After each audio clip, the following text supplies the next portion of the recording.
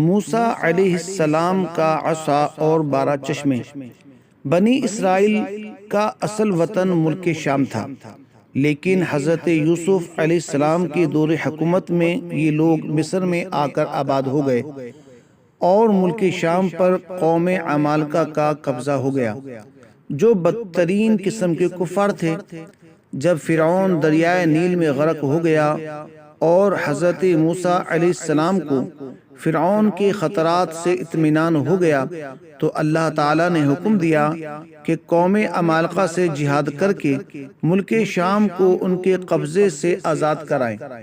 چنانچہ آپ علیہ السلام 6 لاکھ بنی اسرائیل کی فوج لے کر جہاد کے لیے روانہ ہو گئے، مگر ملک شام کی حدود میں پہنچ کر بنی اسرائیل پر قوم عمالقہ کا ایسا خوف سوار ہو گیا کہ بنی اسرائیل ہمت ہار گئے اور جہاد سے منہ پھیر لیا۔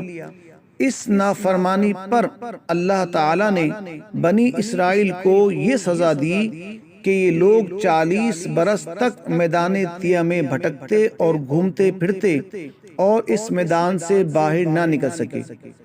حضرت موسیٰ علیہ السلام بھی ان لوگوں کے ساتھ میدان طیہ میں تشریف فرما تھے۔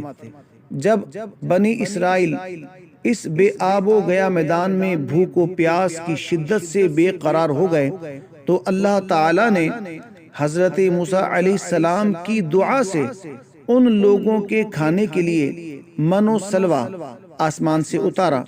من شہد کی طرح ایک قسم کا حلوہ تھا اور سلوہ بھنی ہوئی بٹیریں تھیں۔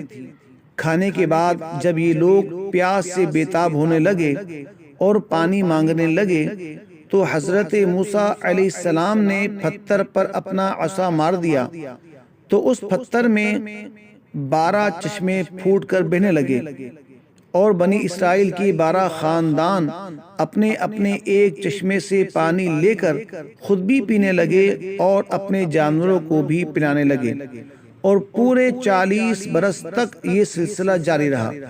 یہ حضرت موسیٰ علیہ السلام کا معجزہ تھا جو عصا اور پتھر کے ذریعے ظہور میں آیا۔